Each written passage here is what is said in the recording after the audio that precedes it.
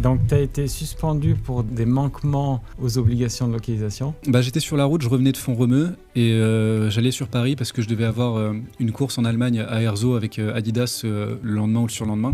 Et je reçois un coup de téléphone sur la route. Et en fait, c'est le service juridique de la Fédé qui m'annonce que j'ai potentiellement 3 manquements et qu'il faut que je regarde mes mails et qui me demande de régler ça rapidement, quoi.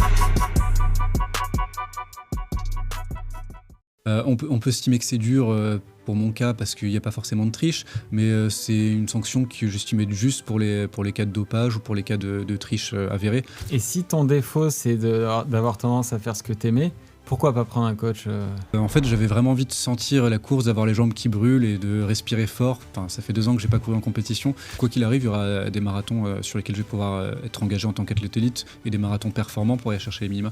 Là-dessus, je sais qu'il n'y aura pas de souci. Salut Mehdi. Salut Pierre. Je suis à la fois honoré de te recevoir et très content pour toi. Merci à toi de me donner la parole et merci de me recevoir dans ton émission que j'écoute très régulièrement en plus, donc ça me fait vraiment plaisir d'être là. Ça me fait plaisir et tu vois, quand je savais que tu pouvais parler, enfin que tu m'as dit que tu pouvais parler, je savais pas que tu allais courir ce 10 km et quand j'ai su que tu le courais, je me suis dit putain mais ce serait magnifique que tu aies un retour et qu'il gagne ce 10 km quoi. Mais on va en reparler. Je te disais, je suis honoré parce que quand j'ai lancé ce podcast, il y a 3-4 mecs que je voulais absolument avoir. Il y a Vincent Louis, j'adore tout ce qu'il représente. Il y a Thibaut Pinot en vélo, que j'aime beaucoup. Je pourrais dire Gaël Monfils. Et il y avait Mehdi Frère. C'est flatteur quand même. Mais je vais t'expliquer parce que quand j'ai commencé un peu le marathon, tu vois, moi avec mon groupe de potes en athlète, on t'avait comme modèle, tu vois. Je pense que Nicolas Navarro et toi, vous avez un peu révolutionné, je pense, l'approche du marathon en France. Je sais pas ce que tu en penses. Moi, je pense que Nicolas a certainement révolutionné le marathon. Moi, j'ai pioché dans ce qui existait déjà. Je pense pas avoir inventé grand-chose. Pas inventé, mais dans l'approche et tout, quand même, vous avez amené un côté un peu peut-être anglo-saxon ou...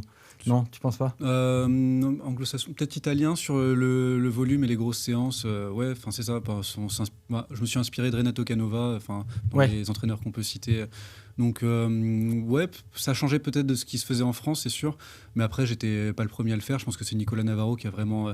Tu penses qu'il a vraiment changé quelque chose ? Oui, je pense. Ouais. C'est un des premiers qu'on a vu à faire du gros volume. Après, moi, j'ai suivi peu de temps après. Il a commencé le marathon peut-être un peu avant moi. Et donc après, on a essayé de faire. En tout cas, moi, j'ai essayé de faire une méthode qui me correspondait à moi. Et puis voilà. J'ai essayé d'explorer un petit peu le monde de l'entraînement, ce monde merveilleux et infini. Et du coup, on digresse dès le départ, mais c'est pas grave. Et derrière Nicolas Navarro, à l'époque, il y a Jérémy Cabadet. Oui. Toi, un peu Faustin Guigon. Est-ce que tu penses qu'ils y sont pour beaucoup, Jérémy et Faustin ? Alors, je pense qu'il y a un lien particulier parce que moi, mon histoire sur marathon, elle a commencé à peu près pendant le Covid. Et c'était à l'époque où j'étais rentré à la garde républicaine et on avait une équipe de course à pied. Et dans cette équipe de course à pied, on avait Mathias Aymar qui était licencié à Aix-Athlée. Donc il connaissait Jérémy Cabadet et ses entraînements. Donc c'est en discutant marathon avec Mathias et puis Faustin qu'on a exploré un petit peu les entraînements, qu'on s'est inspiré aussi de ce que faisait Jérémy Cabadet. Donc je pense qu'il y a une inspiration par le biais de Mathias qui connaissait Jérémy et qui était licencié à Aix. Donc je pense que c'est venu de là. Donc c'est un petit peu une déclinaison peut-être de son entraînement qu'après on a adapté. Ok, bon, c'est hyper intéressant. On va parler de tout le contexte de ta période, de ces 2 ans, ce que tu as fait pendant ces 2 ans de suspension. J'aimerais bien qu'on parle un peu de toi parce que je pense pour comprendre comment tu en es arrivé à ça, il faut peut-être comprendre la personne que tu es. Et ton avenir sur Insta, tout le monde m'a dit quand est-ce qu'il va revenir, est-ce qu'il compte battre le record de France, etc., etc. Donc pour le contexte, déjà, on s'était croisés à Marseille-Cassis et je t'ai dit, Mehdi, s'il te plaît, viens dans le podcast. Et tu m'as dit, je veux bien, mais j'ai pas le droit de parler. Est-ce que tu peux expliquer un peu ta suspension, ce que tu avais le droit de faire, pas de faire ? Alors déjà, il y a il y a les interdictions qui sont définies dans les modalités de ma suspension. Donc, j'avais été sanctionné par Athletics Integrity Unit, donc qui est l'unité de contrôle de World Athletics, donc le truc international. Et dans ces modalités, j'avais pas le droit de m'entraîner sur une piste d'athlétisme, pour simplifier, parce qu'en fait, il fallait pas que j'utilise des infrastructures sportives qui ont été financées par un organisme signataire du Code mondial antidopage. Donc en fait, par déclinaison, il y a beaucoup de lieux qui m'étaient interdits, Tous les trucs publics. dont la majorité des pistes d'athlétisme qui étaient par ricochet financées par un organisme signataire du Code mondial antidopage. Donc ça m'était interdit. J'avais pas le droit de m'entraîner avec des athlètes qui préparaient des compétitions internationales. Et pardon, t'avais quand même des pistes? T'en as trouvé des pistes? En fait, on a essayé de chercher, mais en fait, on avait demandé des précisions. Les réponses étaient toujours floues, donc on a préféré pas prendre Okay. on a pris aucun risque. Voilà, j'avais pas le droit de m'entraîner avec un groupe d'entraînement avec des athlètes qui préparaient des compétitions internationales ou des athlètes de haut niveau. Donc j'avais le droit de m'entraîner avec, par exemple, ma conjointe à vélo et qui fait de l'athlé pour le plaisir et qui prépare pas de compétition de haut niveau. Et avec, par exemple, des amis qui sont pas licenciés, ça j'avais le droit, mais j'avais pas le droit de m'entraîner avec les athlètes de l'équipe de France, ce genre de choses. J'avais pas le droit de m'entraîner avec mon club, ce genre de choses aussi. Qu'est-ce que j'avais pas le droit de faire? Bon, évidemment, participer aux compétitions. Et t'exprimer en public, donc? Et m'exprimer en public, c'était, par exemple, oui et non. En fait, j'avais pas le droit de faire valoir mon statut de sportif de haut niveau ou d'athlète pour donner des conseils ou pour utiliser mon image pour en tirer un bénéfice en tant que sportif, vu que j'étais suspendu. Mais ça, c'était les règles de World Athletics et de l'AIU. Mais il y avait aussi le côté aussi professionnel, vu que je suis gendarme. Et en gros, c'était compliqué de m'exprimer. On m'avait dit de faire un peu profil bas, donc ce qui était normal aussi. Et, donc je respectais. J'ai décidé de pas parler ou peu parler pendant les 2 années de suspension.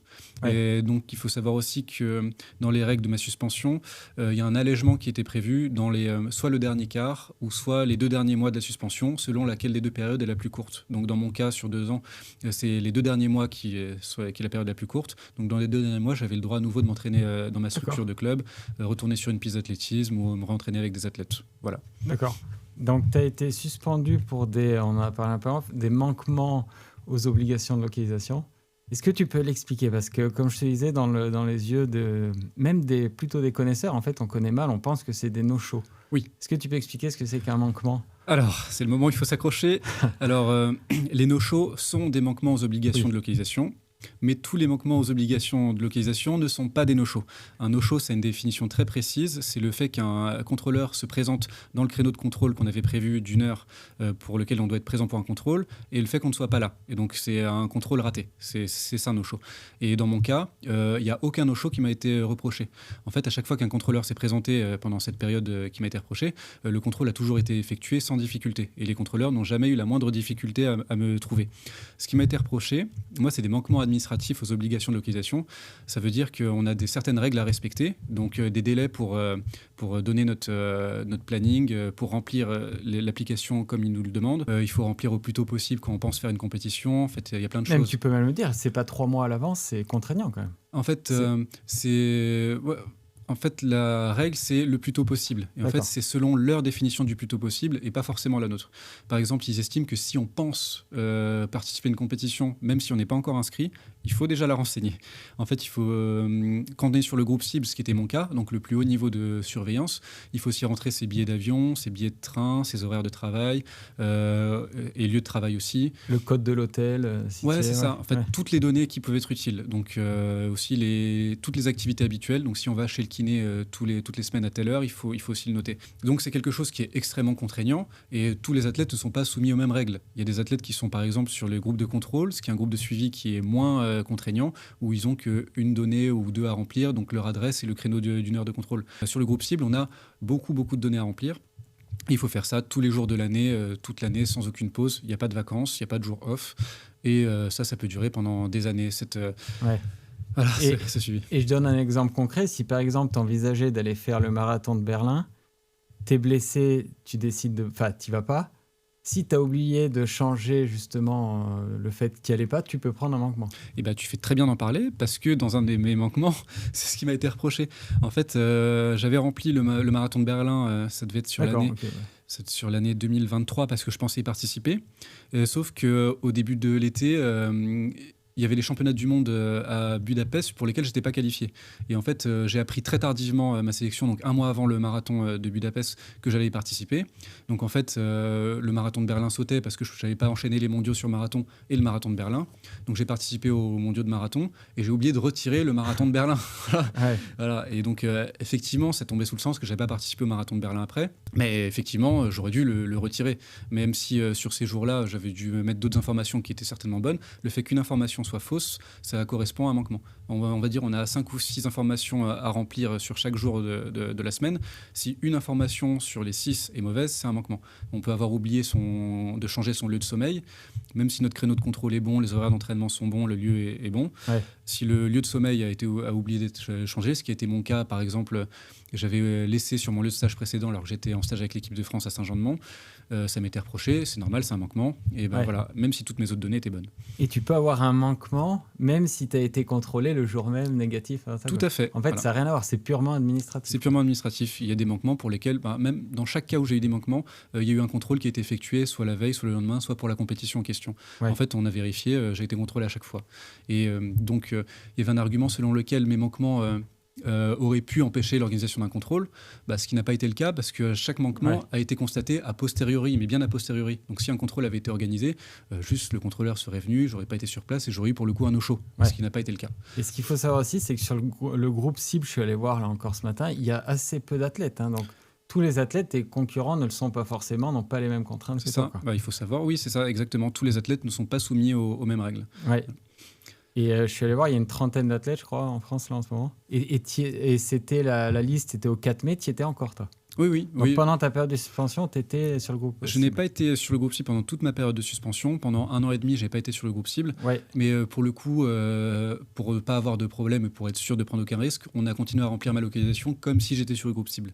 Mais je suis rentré sur le groupe cible à partir de décembre 2025, si je ne dis pas de bêtises. Donc depuis, je suis resoumis aux mêmes règles qu'avant. Et tu as changé des choses, là? Comment tu fais? Oui, concrètement, j'ai changé quelque chose de très important. Maintenant, c'est ma conjointe Emma qui s'occupe de ma localisation. Donc maintenant, j'ai une parfaite confiance en elle, donc je suis sûr que tout est carré et tout est parfait normalement. Et justement, si on parle un peu de toi, là, pareil, j'étais avec Duncan Périlla hier, je me retrouve un peu en lui, je peux me retrouver largement dans toi. J'aimerais pas être dans ta situation à devoir remplir des trucs hyper carrés. Est-ce que ça fait partie de ta personne, comme ça, d'être un peu laxiste? Oui, parfaitement. En tout cas, ça l'était. Le problème, c'est que je plaide coupable. J'ai toujours un peu pris à la légère ce problème entre guillemets de localisation. En fait, moi j'ai toujours pris par-dessus la jambe parce que je me suis dit j'ai rien à me reprocher, donc leur truc concrètement ça m'emmerde. Ça me pas, voilà, donc je le fais pour le faire, mais c'est un truc administratif en plus. Personnellement, j'ai une vie à côté. En fait, j'ai un travail en plus du sport, en plus de c'était une contrainte en plus qui pour moi je trouvais impactante sur la vie quotidienne, donc c'est vrai que j'ai pris à la légère. Et là-dessus, je suis vraiment coupable parce qu'en tant que sportif de haut niveau, on est garant en gros, de la crédibilité de notre sport. Et donc effectivement, en prenant le truc à la légère et en étant sanctionné là-dessus, c'est pas que moi qui suis impacté, mais aussi la crédibilité de l'athlétisme. Parce que le grand public constate qu'il y a des histoires entre guillemets d'antidopage ou de problèmes là-dessus. Et donc, c'est là-dessus où je me sens vraiment responsable. Après, voilà, pour revenir à ça.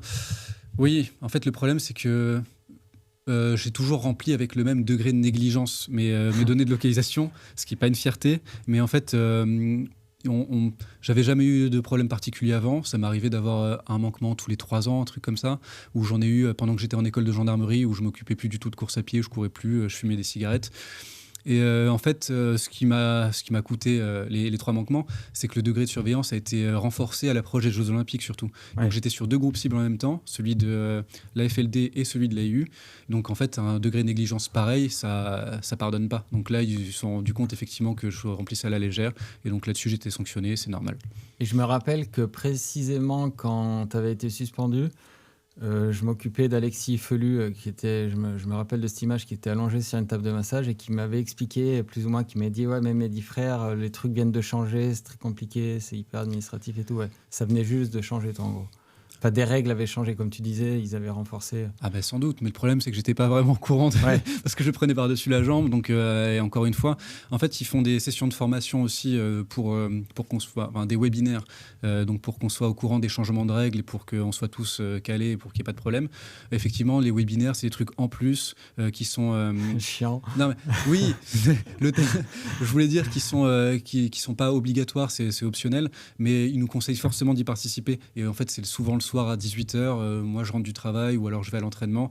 Effectivement, j'aurais dû prendre le temps d'y participer. C'est vrai que je l'avais jamais fait et donc ça m'était reproché aussi. Quand il était question de me donner une sanction plus ou moins lourde, ils ont vu que je participais pas au webinaire, donc je le prenais par-dessus la jambe. Donc c'était complètement de ma faute, quoi. Le problème des gens qui ont pas cet esprit tricheur, c'est que, et moi je me mets dedans, hein, c'est qu'on comprend pas que les règles sont faites pour les tricheurs. En fait, il faut qu'on change, tu vois, qu'on arrive à comprendre qu'on est potentiellement tricheur, enfin dans l'esprit des autorités, quoi. Oui, complètement. En fait, ce qu'on paye, on va dire, c'est la mauvaise foi et la triche d'athlètes précédents. Et au final, les règles doivent s'appliquer à tout le monde, qu'on soit blanc comme neige ou les tricheurs à cause de qui ces règles existent. Et puis, donc, ces règles existent pas pour des excellentes raisons aussi. C'est que c'est un petit peu le seul moyen de lutter contre le dopage. On sait que les produits sont souvent en avance sur antidopage. Donc, c'est un moyen qui est assez efficace et qui permet de rendre la vie plus difficile aux tricheurs. Malheureusement, ça rend aussi la vie plus difficile pour les athlètes clean, mais c'est à ce prix-là qu'on va gagner la crédibilité du sport en général. Et dans ton cas encore, je me souviens qu'à Marseille-Cassis, je t'avais proposé le podcast. Emma, ta copine qui est là, m'avait dit ouais, mais tu verras Mehdi, il va te répondre une fois sur deux, écris-moi à moi, c'est plus simple et tout. Tu vois, elle avait pris les devants. Enfin voilà, pour illustrer ton laxisme. Ouais, mes qualités d'organisation qui sont voilà, on va dire aléatoires. Qu'est-ce que dans la vie ça a changé pour toi? C'était quoi exactement la date? C'était donc de suspension? La date de suspension définitive, il me semble que c'était le 4 juin ou le 3 juin 2024. Si, ouais, avant la question, pardon, j'en ai une quand même. C'est que c'était l'année des Jeux. Au deuxième manquement, là quand même, tu t'es pas dit merde, faut que je fasse gaffe. Eh bien, c'est une excellente question parce que le premier manquement que j'avais eu, ça devait être les dates, on vérifiera peut-être plus tard, ça devait être le 21 février 2023 et c'était à l'occasion du semi-marathon de Naples. Et ce manquement m'a été notifié 363 jours plus tard. Voilà, il a été notifié définitivement en février, vers le 19 février 2024, donc presque un an après. En fait, mon premier manquement, j'en ai pris connaissance et j'ai su que j'avais ce manquement. Un an après, donc entre-temps. Ah ouais, ok. Oui, ça a été un petit problème aussi. C'est qu'en fait, j'ai toujours vécu sans savoir que j'avais un manquement. Alors, pour ce manquement particulier, j'avais été contacté plusieurs mois après cette date pour qu'ils me posent des questions sur justement cette date-là parce qu'ils estimaient que j'avais rempli trop tard ma compétition. Donc en fait, moi j'avais renvoyé les documents et dont notamment mes billets d'avion et de bonne foi en fait. Moi j'avais constaté que dans mes billets d'avion j'avais fait une boulette, mais je me suis dit je renvoie tout, comme ça je montre patte blanche, ils en feront ce qu'ils voudront, mais moi je réponds à toutes les questions sans souci. Pas eu de nouvelles encore pendant plusieurs mois. Donc pour moi je me suis dit l'antidopage doit fonctionner comme les contrôles. À partir du moment où on répond aux questions ou qu'on nous fait un contrôle, si on n'a pas de nouvelles, c'est qu'il n'y a rien. Et au final, j'ai appris plusieurs mois plus tard, donc presque un an après, que en fait, il me constatait pas un manquement pour avoir rempli tardivement ma compétition, mais au final parce qu'il y avait une erreur dans mes billets d'avion et que je leur avais moi-même envoyé en fait. Mais attends, pardon, je te coupe, mais Romain Donneux, il m'a expliqué très bien que si c'est quoi, c'est la FLD qui gère ça? Oui. Si la FLD juge que le truc est bizarre, arbitrairement, ils peuvent mettre un manquement, tu vois. Oui. Même si, en fait, c'est ça le truc. Et en fait, il y a un côté arbitraire, en fait. Oui, il y a un côté arbitraire. Et en fait, c'est pour ça que, on peut contester ces manquements-là. Et moi, quand j'ai appris ça, je me suis dit, je vais pas me lancer là-dedans, je vais pas contester. Si j'ai fait une boulette, tant pis. Mais sauf qu'en fait, entre-temps, t'en as eu un. Ouais, sauf qu'après, il y a eu les autres manquements et on s'est rendu compte que les manquements étaient, entre guillemets, contestables quand on les prenait individuellement, mais à partir du moment où les 3 sont constatés, en fait, c'est terminé. Quand la procédure pour les 3 manquements est lancée, en fait, les manquements, même s'il peut y avoir des erreurs, même si c'est contestable, en fait, c'est ce qu'on appelle une procédure de novo, c'est que les vices de procédure de la partie qui attaque sont guéris par la procédure. Donc en fait, même s'ils avaient mal constaté un manquement, même si ça avait été le cas, c'est plus attaquable. Donc à partir du moment où 3 manquements sont constatés, c'est terminé en fait. Voilà. Tu te souviens de ton état d'esprit quand tu l'apprends, là, le 4 ou 5 juin? Alors, je l'avais appris plus tôt parce qu'il Oui, y a, du coup, oui. il y a toute la partie de la procédure jusqu'à la date terminale où la décision est rendue par le tribunal arbitral du sport. Mais oui, je pense que c'était en avril, si je dis pas de bêtises. 26 avril, voilà. Ok. J'étais sur la route, je revenais de Font-Romeu et j'allais sur Paris parce que je devais avoir une course en Allemagne à Erzo avec Adidas le lendemain ou le surlendemain. Et je reçois un coup de téléphone sur la route. Et en fait, c'est le service juridique de la Fédé qui m'annonce que j'ai potentiellement 3 manquements et qu'il faut que je regarde mes mails et qui me demande de régler ça rapidement, quoi. Et là, c'est le ciel qui me tombe sur la tête. En fait, comme je disais, j'avais pas eu connaissance de mon premier manquement déjà. Donc là, il y en a 2 de plus qui tombent d'un coup. Je savais que j'en avais un. Et il y en a 2 de plus qui viennent de tomber, en fait. Et je me retrouve avec 3 manquements. Et je leur dis, au début, j'y crois pas. Je leur dis, non, c'est pas possible, c'est une erreur. C'est pas possible. Donc je m'arrête sur une aire d'autoroute en panique. Là, je vois ça et puis je me dis, oh putain, c'est l'année des Jeux. Fallait que ça arrive. Je me dis, ouais, ça y est, c'est mort, quoi. C'est le premier truc que je me dis. Après, j'essaie de pas paniquer, donc j'ai appelé tout de suite mon avocat et puis il m'a demandé d'envoyer toutes les pièces. Et là, je lui ai demandé tout de suite, est-ce que j'ai merdé, est-ce qu'on a des chances. Et après. Voilà, quoi, c'était le début de la bataille judiciaire, quoi. Et après, il a fallu prendre la route jusqu'à chez moi alors qu'il me restait encore 4 ou 5 heures de route. Et vidé, quoi. Ouais, et là, on cogite pendant tout le reste de la route. Là, d'un coup, tu coupes la musique, tu coupes la radio, tu entends juste le son des voitures et puis tu regardes devant toi en essayant de rester concentré. Et surtout que sans faire offense à ton avocat, mais c'est pas des procédures courantes. Les mecs, je pense pas qu'ils soient très spécialisés là-dedans. Si. Pour le coup, si. Pour le coup, mon avocat est spécialisé dans le droit du sport et principalement sur ce genre de questions. Ah ouais, okay. Il a déjà assisté plusieurs sportifs pour les mêmes raisons. Donc je savais que j'avais, si c'est pas le plus compétent, l'un des plus compétents dans le domaine. Donc j'avais une parfaite confiance en ce qu'il lui allait me dire. S'il allait me dire c'est mort, pas la peine, c'était mort. Et s'il me disait il y avait une chance, il fallait faire le nécessaire pour avoir la possibilité de participer au jeu, quoi. Et il y avait une chance là?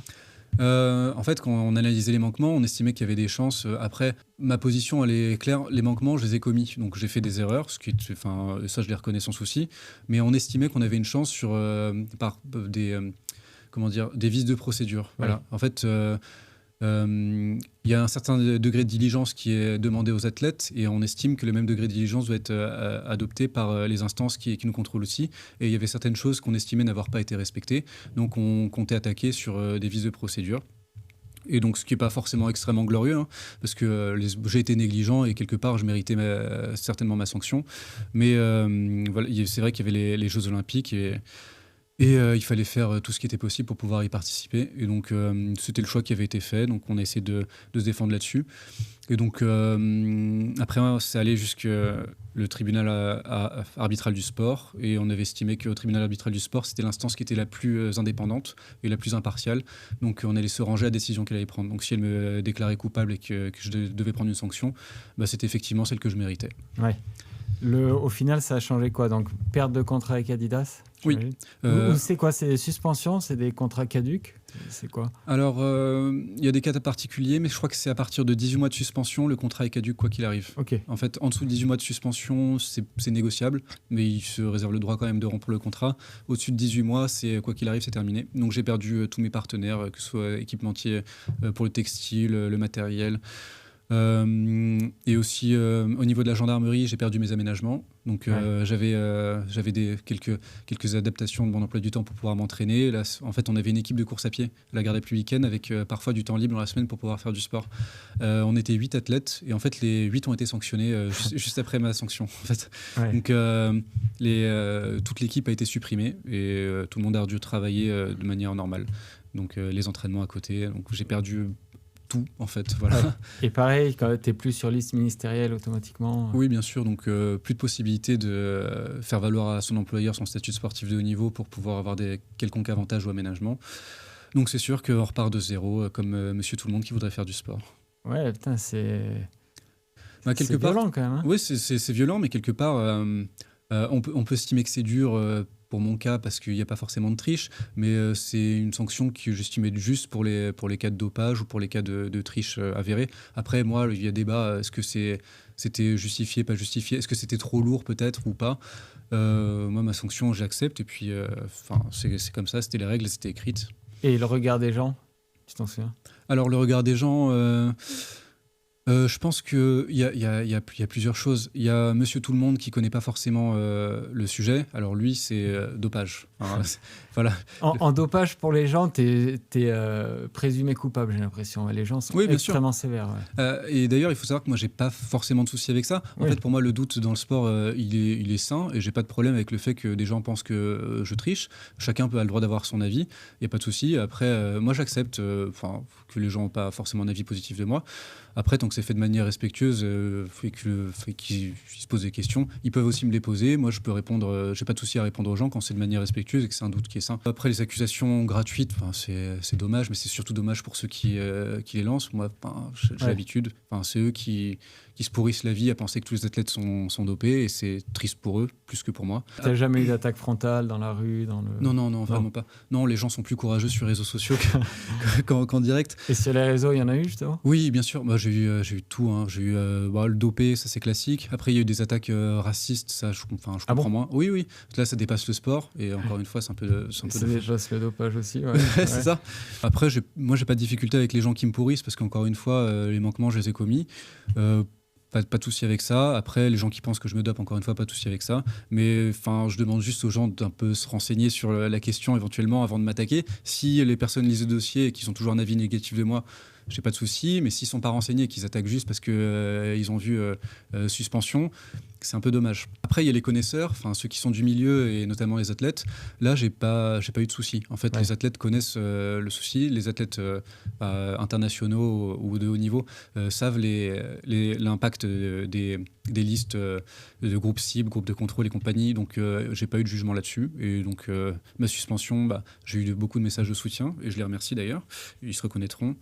Et ensuite, après, il y a eu le grand public hors sport, par exemple moi au travail, et là, pareil, aucun souci. Donc moi, c'est ce qui m'a fait le plus de bien, entre guillemets, c'est que quand je sortais de ça, dans le milieu professionnel, j'étais juste avec des gens qui me jugeaient pas, qui en avaient rien à faire que je sois sportif professionnel ou que je sois suspendu, qui voulaient juste, j'étais juste un collègue de travail, et donc c'était top. Ça, pour moi, ça m'allait très bien. Et ouais, toute la confusion, en fait, elle vient de la sémantique et des mots, en fait, par rapport à cette suspension administrative. Oui, elle vient que tout le monde mélange tout, quoi. Et que les gens lisent les titres, mais et s'arrêtent là.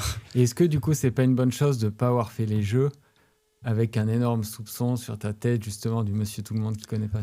T'imagines si tu faisais un super marathon Oui, peut-être, mais après, les jeux, ce que je fais dans le sport, je le fais pour moi. Non, mais je veux dire, si tu avais gagné au tribunal la suspension et participé au jeu, tu vois, t'aurais pas eu plus de reproches, tu penses? J'aurais certainement eu plusieurs reproches. Après, la seule chose, c'est que moi, quand je me regarde dans une glace, moi, je sais que j'ai pas triché. Ouais, mais c'est peut-être pas agréable non plus. C'est pas agréable, c'est sûr, mais personnellement, je sais que j'ai rien à me reprocher de plus que ma négligence, qui est coupable. Et donc, encore une fois, j'ai mérité ma suspension. Mais moi, je peux me regarder dans une glace et je sais que j'ai pas de souci avec le fait de courir, et j'aurais pas eu de souci avec le fait de participer à la compétition si on m'avait donné gain de cause. Voilà, donc... Et je crois que tu étais au Kenya il n'y a pas longtemps. Oui. Tu as pu bénéficier de cet allègement de 2 mois, là, c'est grâce à ça ou... Oui, bien sûr. Ou à l'étranger, tu aurais pu quand même? Ah non, à l'étranger, j'ai quand même pas le droit, parce que c'est les règles internationales. Je suis arrivé au Kenya, j'étais encore dans la période où j'avais pas le droit de m'entraîner avec un groupe, et puis au bout d'une semaine, on est rentré ou 10 jours, on est rentré dans la date où j'avais le droit de m'entraîner avec un groupe. Donc là, j'ai pu me réentraîner enfin avec des gens. Ça a dû te faire une bouffée d'oxygène, là, non? Oui, alors bouffée d'oxygène, c'est un grand mot quand on est à 2300 mètres d'altitude. Mais bouffée d'asphyxie, mais en tout cas, oui, c'est sûr que c'était un moment un peu spécial, un moment d'émotion. Pour la petite anecdote, c'était ma première sortie, ça devait être un tempo d'1 heure, et j'ai dû tenir 25 minutes parce que, effectivement, je me rappelais pas que les gens au Kenya couraient vite. Ah ouais. Alors, par où commencer? Ouais, il y a plein de gens qui m'ont demandé comment, et moi, je me le demande aussi, comment tu as fait pour garder une motivation pendant 2 ans, quoi? Est-ce que tu as quand même eu quelques mois à penser à autre chose? La première chose, c'est d'être bien entouré. Heureusement que j'ai une personne formidable à la maison qui m'a toujours soutenu, et que j'ai aussi des collègues de travail qui m'ont toujours motivé aussi. Alors, ils sont pas forcément dans le milieu de l'athlétisme, mais c'est des sportifs enthousiastes. Donc, oui, c'est sûr que j'étais dans un environnement hyper positif, donc qui m'a toujours poussé à garder la tête haute et à toujours essayer de garder le cap. Mais c'est sûr qu'il a fallu une période de deuil. Donc il y a eu plusieurs mois après la suspension où j'ai eu besoin de déconnecter. Donc on est parti avec madame à l'autre bout du monde, on a pris des vacances. Tu courais pas là? Non, je courais pas. Ouais. Et puis c'était la première fois depuis des années où j'ai pu prendre des vacances. Donc quelque part c'était un mal pour un bien là-dessus. Parce qu'à chaque fois toutes les vacances c'était des stages d'athlétisme. Là pour une fois j'ai pu aller à la plage, boire des noix de coco et des cocktails. Et puis, T'as refumé des clopes? oui, bien sûr. C'est vrai? Oui. Ah ouais? Ok. C'est pas une fierté d'ailleurs. Mais ça n'empêche pas de courir vite, visiblement. Oui, mais fumer c'est très mauvais pour la santé. Ça va pas du tout avec la course à pied. Donc il faut se déculpabiliser, mais c'est sûr que oui, c'était pas forcément la meilleure chose à faire. J'ai pu boire de l'alcool. L'alcool est dangereux pour la santé aussi, avec modération toujours. Mais voilà, donc ouais, il y a eu plusieurs mois où j'ai dû un peu déconnecter, où je ne me suis pas du tout entraîné. Et c'est-à-dire 3-4 mois, t'as pas couru? Ouais, je crois que la période, c'était à peu près ça. Et bon, peut-être, on me dit dans l'oreillette certainement plus. Les jeux, tu les as regardés? Non, je ne les ai pas regardés. J'ai regardé le 1500 mètres parce que je pense que c'est la plus belle distance de course à pied. C'était celle que je voulais absolument regarder. Ouais. Mais après, c'était tout. Je ne sais pas qui a gagné le marathon. Je ne sais pas combien ont fait les Français. Voilà. Ouais. Je le saurai certainement jamais, si on me spoil pas. Ouais, après, j'ai recommencé à recourir avec. Le marathon, c'est Tola, non? Ouais, c'est Tola qui. Peut-être. Ouais, voilà. Okay. C'est la seule course que je connais pas. Je connais toutes les courses de l'histoire, je pense, mais c'est une des seules où je connais pas le résultat. Donc ouais, après j'ai recommencé à courir avec madame qui préparait aussi des courses de son côté. Donc là j'ai refait des footings et puis c'est revenu petit à petit à partir du Kenya en 2025. Voilà. Parce que toi, il y a le côté où tu as un métier et tu pourrais finalement arrêter d'athlète, mais il y a quand même, t'es jeune quoi. T'es encore jeune donc. Oui, après c'est une façon de voir les choses. Jeune, ça fait quand même un petit moment que je suis dans le milieu de l'athlétisme et au bout d'un moment ça fatigue. Ouais. Donc, si j'avais fait les Jeux en 2024, je pense que je me serais considéré comme vieux et prêt à arrêter. Voilà. Ouais. Donc maintenant, je vais devoir repousser ma retraite. Mais oui, bien sûr, il y a le fait que je fais un travail à côté. Effectivement, je ne dépends pas de l'athlétisme. Ouais, je peux ne plus courir. Ma vie ne changera pas fondamentalement, si ce n'est que voilà, il y aura plus... on me considérera plus comme un sportif, mais juste comme un gendarme, ce que je suis à côté. Et tu travaillais, tu arrivais à t'entraîner quand même dur, presque comme avant?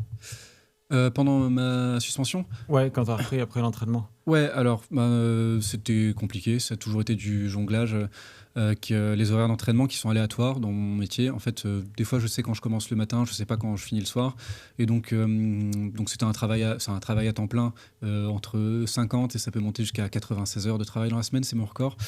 Et donc en fait je m'entraîne quand je peux. Donc j'ai mon plan qui est à peu près fixe, qui est fait à l'avance. Et après en fonction des journées de travail, soit je peux faire ma séance, soit je dois la décaler au lendemain. Après là tu t'en foutais comme tu n'avais pas d'objectif. Oui c'est sûr, je m'en foutais, mais après...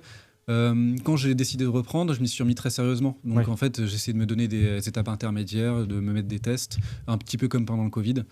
Et donc, t'as fait des time training, des trucs? Bien sûr. Ah ouais? Il y en a quelques-uns qui traînent sur Strava. Je me suis fait rare sur Strava, mais il y en a quelques-uns qui traînent. Oui. Bah, j'ai fait exactement comme pendant le Covid. J'ai retesté des choses à l'entraînement, des façons de m'entraîner. J'ai essayé de nouvelles méthodes, voire essayer de compenser un petit peu mes points faibles. Ah, c'est une question que j'avais. Ouais, t'as changé quoi? T'en as profité pour réfléchir, changer. Je me suis dit que j'avais tendance à faire ce que j'aimais à l'entraînement et que pour savoir ce qui te faisait progresser, il faut se demander ce qu'on n'aime pas faire. Ouais. Donc j'ai inclus la musculation, j'ai rajouté une séance de coach, je faisais pas de coach avant, et j'ai un peu axé certains cycles sur le développement de VMA, VO2 max, donc des séances rapides, intenses, ce que je faisais pas spécialement avant. Donc voilà, j'ai fait des séances beaucoup plus rapides que ce que je faisais avant, et avec l'aspect musculaire. Donc, et surtout, j'ai beaucoup plus structuré mon entraînement. Avant, j'avais tendance à partir le matin à l'entraînement, pas savoir ce que j'allais faire. Ah oui? Oui, ouais. Voilà. Et là, tu te mettais des SP marathons quand même? Oui, on a essayé de faire un cycle, mais ça a été compliqué parce que quand je suis arrivé sur ma période où je voulais faire des SP marathons, on est arrivé pendant l'hiver, et les conditions météo à Paris étant ce qu'elles sont, on n'est pas allé vraiment au bout. On n'a pas fait un test vraiment marathon, on allait jusqu'à 33-34 kilos, je crois. Mais voilà, oui, j'ai fait un cycle pour que le corps garde une mémoire aussi, pour que le prochain que je fasse, je parte pas de zéro et que j'ai déjà des bases et des repères. Putain, faut avoir de la volonté pour aller se mettre 33 kilos sans objectif. Ouais. Ah oui. Alors déjà, moi, je dois avoir de la volonté, mais il faut imaginer ma conjointe qui est sur le vélo par encore plus froid sur le vélo. par 3 degrés sous la pluie. Elle a été très courageuse, vraiment. Et c'est encore Faustin qui chapeautait un peu tout ça? Non. Faustin, c'est celui qui a été le plus touché, je pense, par ma suspension. Faustin, il faut dire qu'il a mis plusieurs années de sa vie entre parenthèses pour que moi je réussisse en 2024. Donc après, on est très amis, on est hyper proches. Mais c'est vrai que là, il s'est plus occupé de ses projets perso à lui. Et surtout, maintenant, c'est le conjoint de Manon Trapp. Oui. Et il accompagne Manon Trapp dans ses performances. Et donc là, on l'a délesté de ce poids qui était quand même très prenant. Donc, j'écoute toujours ses avis, mais il est plus aussi inclus qu'avant dans mon entraînement. Maintenant, c'est ma femme qui s'en occupe. Ok. Ouais. Et c'est ok. Et vous faites les séances ensemble Alors Faustin, pareil, lui... Non, avec ta femme, je veux dire. Enfin, ta femme, elle te... Ouais, alors elle est présente sur quasiment tous les entraînements. Mais c'est toi importants. qui fais le plan, le corps de la séance C'est moi qui fais les plans, et après, c'est elle qui me freine. Voilà. Ouais. En général, j'ai tendance à vouloir en faire beaucoup, et j'ai tendance à dire que je sais plutôt bien m'entraîner, mais mal m'affûter. En fait, j'ai du mal à lever le pied quand c'est nécessaire. Donc là, c'est là où j'ai besoin d'un avis extérieur, et elle a tendance à me dire quand il faut retirer des séances ou alléger certaines choses. Et Ouais. pour ça, pour le coup, elle est plus réfléchie que moi là-dessus. Et si ton défaut, c'est d'avoir tendance à faire ce que t'aimais, pourquoi pas prendre un coach extérieur Parce que j'ai eu un excellent coach quand j'étais jeune, peut-être le meilleur de tous, c'est Thierry Chauffin qui entraîne à Fontainebleau, et j'ai jamais voulu le remplacer après. Enfin, pour moi, j'estimais que, qu'il n'y avait pas vraiment de meilleur coach en France que lui, et j'estime qu'il n'y a pas de coach sur marathon qui pourrait me convenir en France. Donc, Ah bon ouais, voilà. Enfin, après, je sais qu'il y a des très bons coachs, mais sur marathon, j'ai pas trouvé de méthode ou de coach où la philosophie me plaisait particulièrement. Et j'ai pas vu le groupe non plus qui me branchait plus que ça. Donc j'ai décidé que ce soit un chemin un peu plus personnel. Voilà. Et j'ai pas eu envie aussi de remplacer Thierry. C'était le côté un peu affectif. Mais après, Thierry pourrait faire de l'entraînement à distance, je pense, si je lui demandais. Mais il a déjà pas mal d'athlètes desquels s'occuper. Moi, je sais que je suis assez autonome et que je sais me coacher moi-même. Donc je me suis dit pourquoi pas que cette façon de s'entraîner devienne une aventure personnelle. C'est aussi une façon de vivre son athlétisme. Et, voilà. Et puis c'est aussi enrichissant pour moi et pour ma conjointe aussi de comment dire, réfléchir le plan d'entraînement plutôt que juste l'accueillir d'un coach, quoi. Donc, on est l'après-midi du 10 km Adidas, ton ancien sponsor que tu as gagné. Comment tu l'as abordé cette course? C'était sortir de prison? C'était un esprit revanchard? C'était quoi? Une bouffée d'oxygène, pareil Alors, la revanche, je dirais... Sur non. toi-même, ça peut être Ouais, une c'est revanche ça. sur toi-même. Enfin, je veux dire, parce que je peux pas être revanchard envers qui que ce soit, si ce n'est moi-même, Ouais. parce que je suis le seul fautif de cette situation. Mais oui, c'est sûr que c'était une délivrance, c'est complètement une sortie de prison. Là, aujourd'hui, pour le coup, le soleil s'est vraiment levé. Il y avait un temps magnifique sur Paris. Enfin, j'ai imaginé, je pense, 100 fois cette reprise, et je pense que c'était encore 1000 fois plus beau en vrai. Parce que tu as gagné vraiment large, j'ai l'impression. J'ai vu la vidéo. Ouais, pas mal. Mais après, moi, Il finit à combien le deuxième? 41 secondes, je crois. Et t'as couru tout seul tout le long? Oui, tout le long. Non, j'étais accompagné par un jeune homme en vert sur les 300 premiers mètres. Au début, voilà, oui, j'ai vu. Ouais. qui m'a donné l'allure sur le début de course, merci à lui. Ouais, non mais comment j'ai... Et là, tu t'es pas dit, quand tu t'es vu tout seul, tu t'es pas dit, merde, je commence à faire le con, là, je vais me faire reprendre à... Ouais, je me suis dit que c'était un scénario, je me suis dit que j'allais avoir les jambes qui allaient bourdonner au départ. Donc qu'il fallait accueillir cette course et essayer de la vivre comme je la sentais aussi. Donc je m'étais pas fixé d'objectif chronométrique ni de place. Je savais que la forme était bonne et que je pouvais potentiellement gagner. Et en fait, j'avais vraiment envie de sentir la course, d'avoir les jambes qui brûlent et de respirer fort. Enfin, ça fait 2 ans que j'ai pas couru en compétition.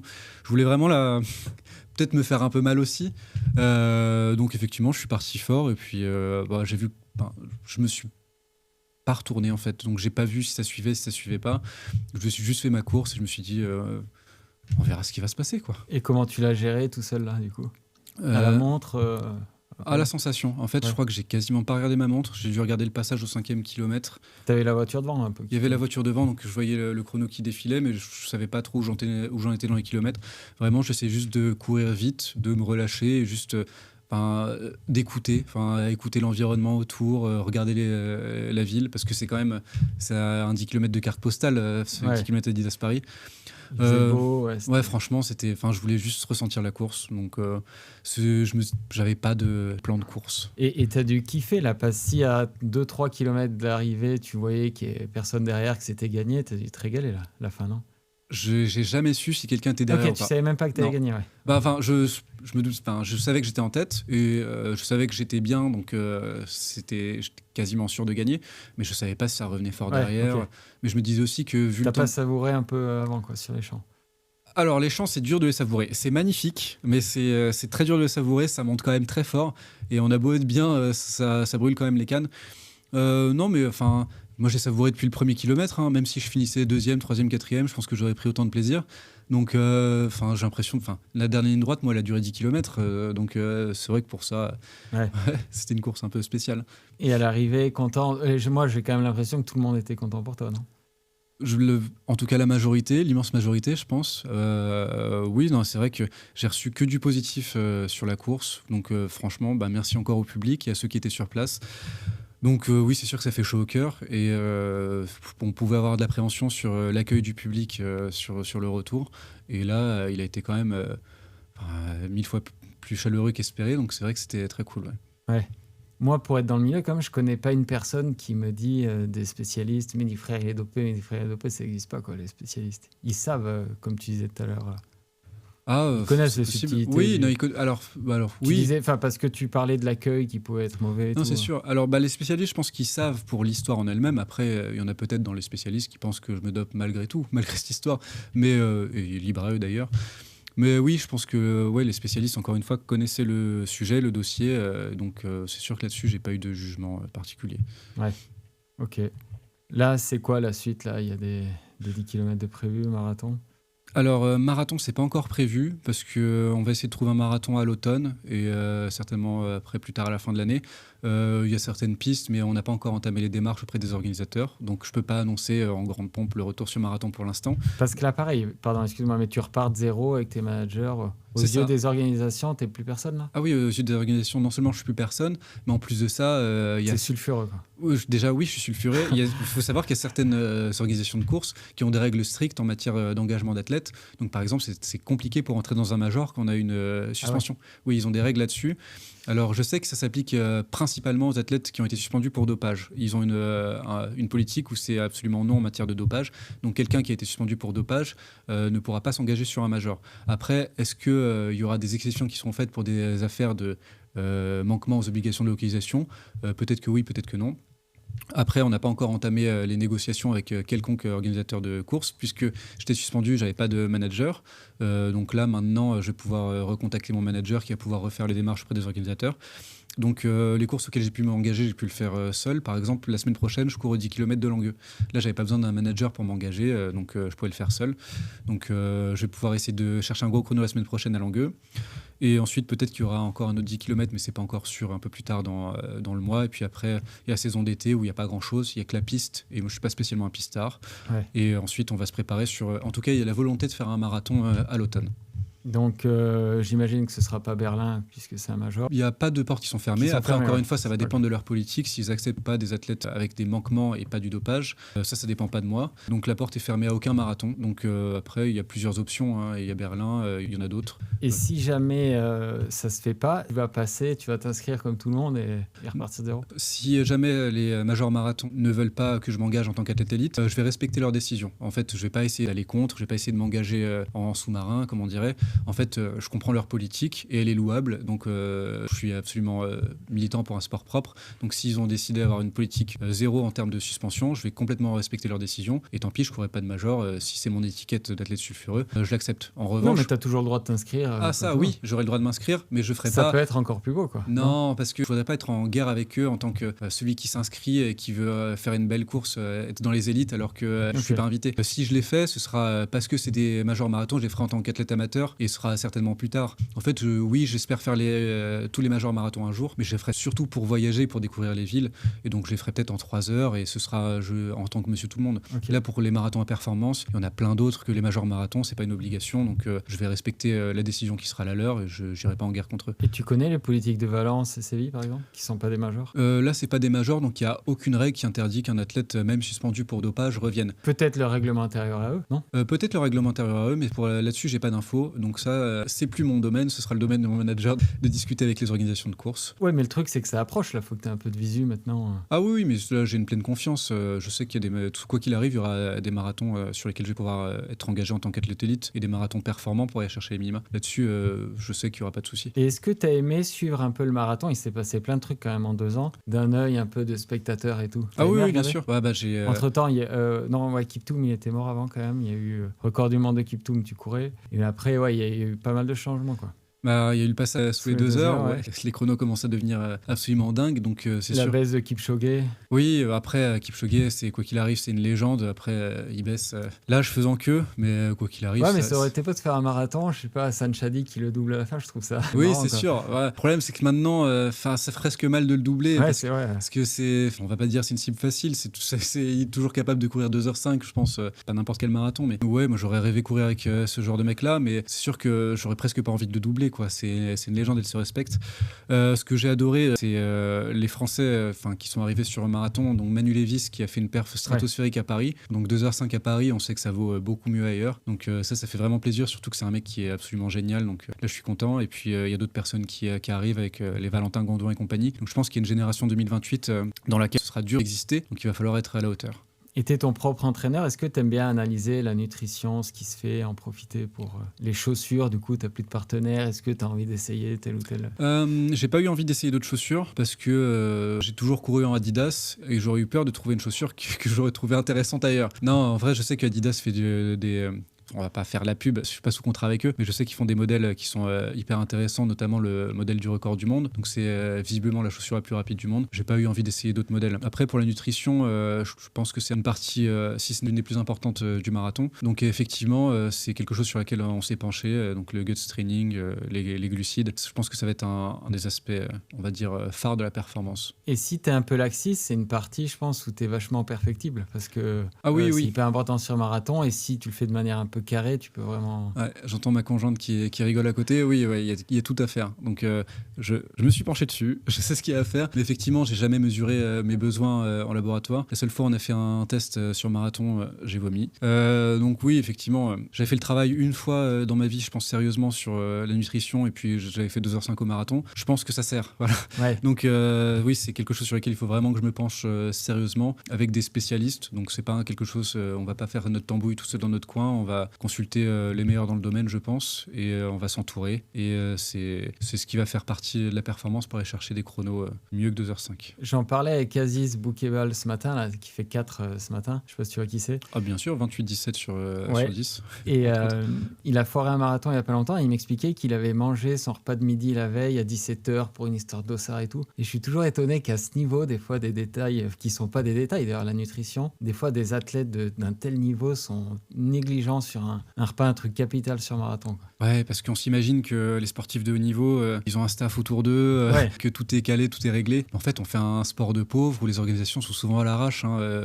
L'hôtel est à 10 bornes, il expliquait, le dossard. C'est ça. En fait, moi, mon staff, ça a toujours été une personne. Voilà, c'était un staff, soit j'étais avec ma conjointe, soit avec une personne, mais j'ai pas de nutritionniste, pas de kiné, j'ai jamais été entouré. L'immense majorité, 99% des athlètes sont comme ça. Et donc, c'est sûr que le sport français en général, et notamment en athlétisme, en demi-fond principalement, il y a une marge monstrueuse à faire. En fait, quand on est entouré, quand c'est beaucoup plus carré, je pense qu'on peut vraiment optimiser très largement les performances. J'en parlais aussi avec Joseph Mestrallet qui me disait que pour ça, le trail a une avance considérable sur l'athlète, quoi. À tous les sports, j'ai l'impression, le cyclisme, le triathlon, le trail, en fait, on est les derniers de la classe, c'est les bizarre, coureurs. Ça. Ouais. Je sais pas, c'est vrai que c'est le sport peut-être le plus pratiqué. C'est vrai que c'est un sport qui est quand même assez avancé dans la recherche aussi, mais c'est là où les athlètes élites font presque...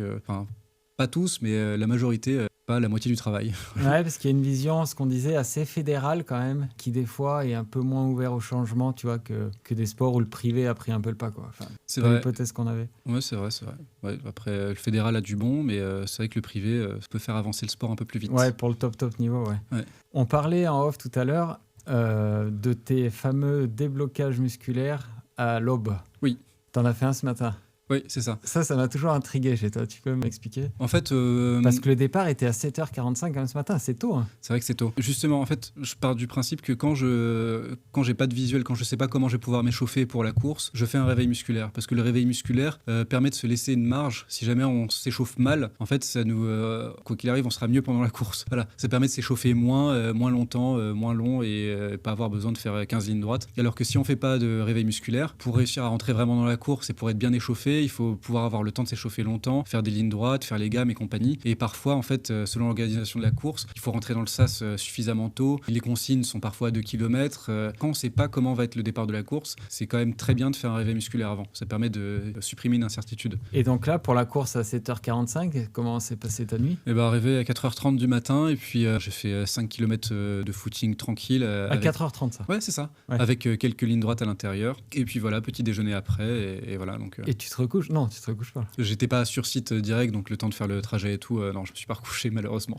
Ok, et après, juste avant la course, tu refais quelques... Ouais, juste avant la course, je refais un échauffement normal. Là, par exemple, c'était une course où j'aurais pu me passer du réveil musculaire parce que l'organisation était suffisamment bien faite pour qu'on puisse s'échauffer proche de la ligne de départ, pouvoir avoir accès au sas assez longtemps avant et tout. Donc c'était assez bien fait, donc j'aurais pu m'en passer. Mais si jamais ça avait été une organisation plus compliquée, j'aurais été content d'avoir fait le réveil musculaire avant. Ouais. Mais donc là, oui, j'ai fait 4 km avant la course avec quelques gammes et quelques accélérations avant la course. Donc voilà. Et ça, c'est classique. purement empirique ou tu l'as lu quelque part? Tu le sors d'où, ça? Alors, la plupart des choses que j'applique, je les ai lues quelque part et après j'ai testé sur moi-même. En fait, tout ce que je fais, c'est des choses que j'ai testées, j'ai essayé avec, j'ai essayé sans. Et ce qui reste au final après des années de pratique, c'est ce qui fonctionne principalement sur moi. C'est pour ça que mon entraînement, il est pas forcément applicable à quelqu'un d'autre parce que, alors oui, il y a des méthodes qui sont communes, qu'on peut retrouver chez d'autres entraîneurs et tout, mais ça a été adapté à mon profil avec mes besoins et en fait, si quelqu'un reproduit la même chose, il aura pas forcément les mêmes résultats. Ouais.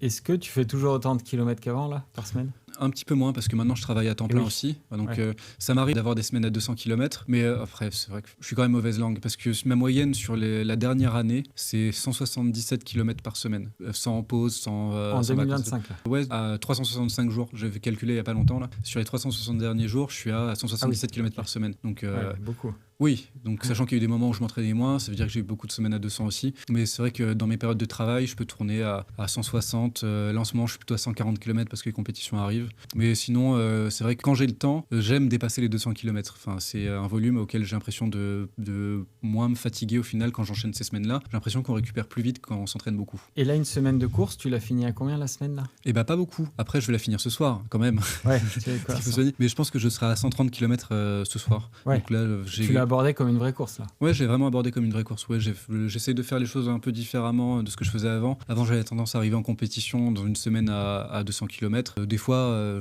j'avais des très bonnes jambes et je faisais mes records. Parfois, non. Maintenant, j'essaie d'appliquer ce qui est un peu plus communément accepté, donc un peu faire du jus et plus dynamique au départ de la course. Quoi. Est-ce que tu penses que tu es plus fort qu'avant, là? Oui. Il y a 2 ans? Oui, je pense sincèrement que je suis plus fort qu'avant. Donc, bon, ça s'est vérifié aujourd'hui sur un parcours qui est Ton compliqué. record sur 10, c'était quoi? Alors, officiel ou officieux? Officiel? Officiel, c'était 28,49. Mais parce que j'en faisais jamais. Ah oui, ok. Ouais, j'ai fait ça. Ah oui, donc là, tu viens de mettre 40 secondes. Ouais, mais mon 28,49, c'était en rentrant de vacances à Genève, parce qu'on voulait aller à Genève. Et sinon, j'avais fait 28,46 à la course de l'Artichaut, pour les connaisseurs, mais il faut vraiment être très connaisseur. Mais je fais jamais de 10 km performants. Mais sur un semi-marathon, j'étais déjà passé en 27,57 au 10e kilomètre. Donc on estime que je suis capable de courir un peu plus vite encore, mais pas de référence particulière. Et pourquoi tu n'en as jamais fait des 10? Parce que ça tombe toujours mal, et puis en plus, je suis principalement orienté sur le marathon. Alors l'été, des fois, je faisais de la piste pour m'amuser, mais c'est vrai que l'été, il n'y a pas beaucoup de 10 km, et les autres périodes de l'année, il y a soit les crosses, soit les marathons. Donc l'un dans l'autre, j'avais du mal à trouver des 10 km dans lesquels m'impliquer vraiment, quoi. Ou alors je faisais le 10 km Adidas chaque année, où il fallait juste venir pour la marque et puis essayer de faire podium, mais pas plus, quoi. Ouais. Donc jamais vraiment préparé 10 km. Du coup, si tu es plus fort qu'avant, t'espères descendre ton chrono sur marathon? Oui, oui, je pense, on verra, mais sur les séances tests qu'on a fait, on peut estimer que je vais battre mon record. Oui. Ah ouais? Oui. Ok. Et semi, passer sous l'heure, tu aimerais bien? Oui, après passer sous l'heure, je pense que j'étais déjà capable de le faire avant, mais j'avais pas forcément eu la course pour. Mais effectivement, oui, je pense que c'est possible de passer sous l'heure. Courir aux alentours de 59-40, 59-45 sur semi, je pense que c'est jouable. Et puis après, on peut parler de chrono sur marathon. Je pense que descendre en dessous des 2h04, c'est envisageable. Après, ça dépendra forcément de la course et si je peux m'entraîner correctement aussi. Mais un chrono, on va pouvoir s'approcher des records de France et d'Europe, je pense, d'ici 1 an et demi. Ouais, s'ils descendent pas eux aussi, quoi. S'ils descendent pas aussi, et malheureusement, je pense qu'ils vont descendre avant que je les attaque. Ah ouais, tu penses? Ouais, je pense qu'on a Ilyas Awani qui est médaillé mondial, l'Italien. On a Amanal Et- Petros, vice-champion du monde aussi. Voilà. Ouais. L'Italien, il n'a pas trop couru dernièrement, là, si. Ilyas Awani, il a quand même gagné la Coupe d'Europe du 10 000 mètres. Sur marathon. Le sur dernier marathon, ouais, c'est marathon, il vrai. en a pas fait, là. Ouais, Si. c'est vrai qu'il en a. Non, je n'ai pas souvenir qu'il ait fait de marathon récemment, mais il est très fort et je pense que c'est quelqu'un. Lui, il publie ses entraînements sur Strava et il est capable de courir 2h03, 0. Ouais. Après, c'est les niveaux médaillé mondial. Pareil pour Amanal Petros. C'est une question de temps avant qu'il batte le record d'Europe, je pense. D'ailleurs, il va l'attaquer cet automne. Donc, je pense qu'au moment où je vais m'attaquer au record d'Europe, il sera déjà en 2h02 quelque chose. Tu l'aimes bien, lui, Petros? J'aime bien sa personnalité, moi. Moi, j'aime beaucoup la personnalité des deux, hein, Petros et Ilyas Awani. Je trouve que c'est des mecs qui communiquent super bien et qui, en plus, ont l'air sympathiques. Petros, on le croise souvent au Kenya, quelqu'un de souriant, toujours gentil. Ouais, il a l'air, ouais. Ouais, vraiment. Après, je les connais pas personnellement. Je me suis jamais ni entraîné avec, ni franchement côtoyé. J'ai couru avec Ilyas Awani quelques fois en compétition. Un mec sympa, voilà, pas de, voilà. Écris pas. Kripa, Là, ça- j'aime sa manière de s'entraîner. Après, c'est l'école italienne, hein, sur marathon. Et je crois qu'il s'était entraîné quelques fois avec Amanal Petros. Mais pareil, c'est pas quelqu'un que je connais personnellement non plus. Donc, j'ai pas spécialement d'avis, si ce n'est que c'est des mecs qui s'entraînent très dur, très fort et qui font beaucoup de kilomètres. Donc, à partir de là, je les apprécie. C'est ce que me disait Valentin Gondouin, ouais, c'est qu'ils font des énormes blocs à allure marathon, en fait. Bah, Des sorties longues, très longues, quoi. Il n'y a pas de secret, hein, c'est la clé de leur performance. Il faut passer beaucoup de temps à allure cible, hein. C'est ce que eux pensent, c'est leur philosophie d'entraînement. Passer beaucoup de temps à allure cible. Et ils s'entraînent beaucoup sur la fatigue et avec parfois peu de glucides. Donc c'est pour ça qu'ils peuvent être très forts, notamment en championnat, quoi. Et c'est quoi, nous, en France, on fait souvent un peu d'allure cible, un semi, quoi, en gros, dans une séance. Faut faire plus, faut tirer jusqu'à 30 bornes. Alors, la réponse, elle est entre guillemets facile. Il faut faire le maximum qu'on peut sans que ça impacte la récupération. C'est tout. Ouais. Donc, si on pouvait faire 45 km à l'heure marathon, eh ben, pourquoi s'en priver? Mais le problème, c'est que c'est malheureusement pas possible. Donc, je pense qu'il faut Et faire. eux, ils montent jusqu'à quoi, tu sais? Je pense pas loin de 30-35 km. Et j'ai déjà vu des sorties à 40 km ou plus, avec parfois plus de 30 km à allure presque cible à l'intérieur. Donc, c'est des énormes volumes à allure cible et c'est ça qui fait que les mecs arrivent à courir, faire des médailles mondiales, hein. Enfin, je pense que la différence, elle est là. Ouais, Valentin Gondouin disait ça, qui regardait vraiment et qui sentait que Petros avait changé de foulée avec le temps, une foulée beaucoup plus économique à l'allure marathon. C'est quelqu'un qui vient de la piste et qui est notamment très fort en cross. Il y a de multiples médailles niveau européen chez les jeunes, notamment en cross. Mais c'est un mec qui est capable de courir aussi 27-0 sur 10 km, voire même mieux si c'était concentré dessus. Par contre, il a changé de foulée. C'est ça, c'est exactement ce que disait Valentin. Devenu plus économique, c'est devenu un vrai marathonien maintenant. Ouais. Et au niveau français, j'ai même pas regardé. T'as encore le deuxième chrono français, non, j'imagine? Pour l'instant, oui. Après, j'ai le deuxième chrono, mais c'est seulement parce que Manu a eu la délicatesse de ne pas courir de marathon plus performant que Paris. Sinon, j'aurais le troisième chrono, je pense. Mais oui, encore deuxième pour l'instant. Ouais. Et le marathon de Paris, tu l'avais fait, je me souviens, il y a 2-3 ans, là. Tu comptes le refaire? T'as aimé ce marathon aussi? C'est Paris, hein. On aime les paysages, on aime l'ambiance de la course, mais on n'aime pas le parcours en général. Donc s'il y a une occasion de le faire particulière, je le referai, mais s'il n'y a pas d'occasion, je pense pas que c'est un marathon. Après, s'il n'y a pas d'objectif particulier dans l'année, oui, pourquoi pas. Ou alors moi, mon rêve, ce serait qu'il y ait un championnat de France à Paris, par exemple. Ouais. Là, ce serait top. Ou alors qu'on change de système de qualification et qu'on fasse un trials, donc une course de qualification pour un grand championnat sur le marathon de Paris. Là, oui, ce serait incroyable. Mais s'il n'y a pas ces petites carottes-là... Ouais, mais t'as la carotte d'aller jouer la gagne, comme Kripa, moi j'ai trouvé ça magnifique. C'est sûr que jouer la gagne à Paris, ce serait un truc incroyable et il n'y a pas beaucoup d'athlètes dans leur carrière qui peuvent s'en vanter. Je pense qu'on doit avoir Benoît Z. Mais le problème, c'est que on a toujours la pression des minima et en fait, on peut pas faire 40 marathons dans l'année. Et on sait que les minima se durcissent et Paris, c'est pas un marathon sur lequel normalement on peut viser des minima. Manu nous a fait un exploit cette année. Je suis pas sûr qu'on ait beaucoup d'athlètes qui courent 2h05 à Paris tous les ans. Ouais, c'est vrai. Du coup, donc là, tu repars, recherche de sponsors, tu vas aller titiller les minima olympiques, t'es reparti sur un cycle. C'est ça. Après, pour les sponsors, je suis dans le même cas qu'il y a quelques années. Je suis pas pressé d'en trouver parce que j'ai mon travail à côté. Ça, c'est une énorme chance, c'est que j'ai pas du tout la pression là-dessus. Et après, oui, ça va être. On attend les modalités de sélection de la Fédé pour les Jeux 2028 et ça va arriver extrêmement vite. Je suis sorti de suspension et on est déjà dans la course au prochain jeu. Parce que la période de qualification pourrait, c'est du conditionnel parce que c'est pas encore validé, mais pourrait s'ouvrir à partir de décembre cette année. Donc on aurait.